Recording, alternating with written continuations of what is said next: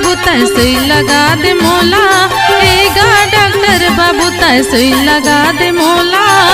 कल के बुखार है गतर चते मरचोला, कल के बुखार है गतर चते मरचोला।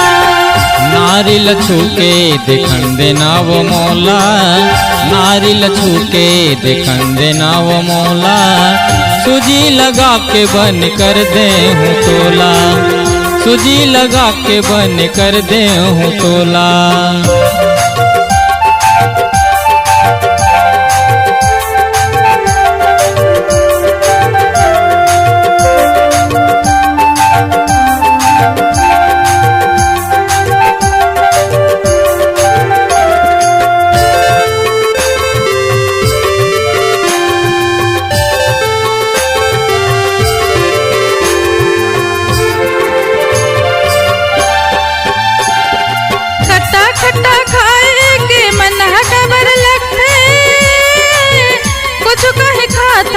तमन हमर भी रंग थे, कुछ कहे खाता तमन हमर भी रंग थे।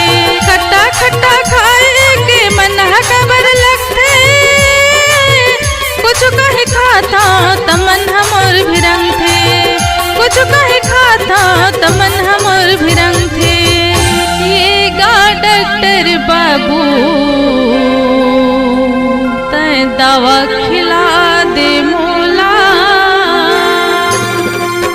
नारियल छूके देखन देना वो मौला, नारियल छूके देखन देना वो मौला। सूजी लगा के बन कर दे हूँ तोला, सूजी लगा के बन कर दे हूँ तोला। कल के बुखार है गतर छते मरचोला, कल के बुखार है गतर छते मरचोला।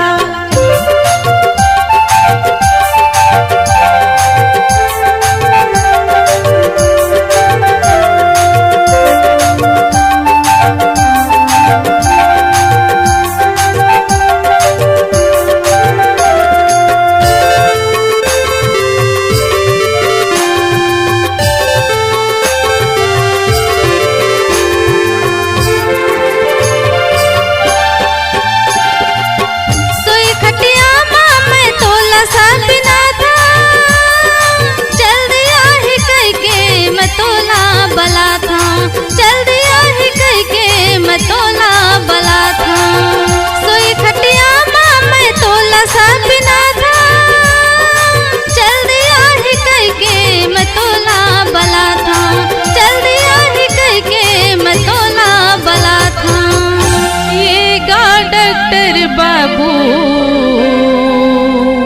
तय दवा खिला दे मोला। नारियल छूके देखन देना वो मौला, नारियल छूके देखन देना वो मौला। सूजी लगा के बन कर दे हूँ तोला, सूजी लगा के बन कर दे हूँ तोला। कल के बुखार है गतर छते मरचोला, कल के बुखार है गतर छते मरचोला। एगा डॉक्टर बाबू तय सुई लगा दे मोला, एगा डॉक्टर बाबू तय सुई लगा दे मोला। कल के बुखार है गतर छते मरचोला, कल के बुखार है गतर छते मरचोला। नारियल छूके देखन देना वो मौला, नारियल छूके देखन देना वो मौला। सूजी लगा के बन कर दे हूँ तोला, सूजी लगा के बन कर दे हूँ तोला। कल के बुखार है गतर छते मरचोला, सूजी लगा के बन कर दे हूँ तोला। कल के बुखार है गतर छते मरचोला। छत्तीसगढ़ी गाना सुनने के लिए हमारे YouTube चैनल को सब्सक्राइब करें और नए नए अपडेट पाने के लिए बेल आइकॉन को प्रेस करें।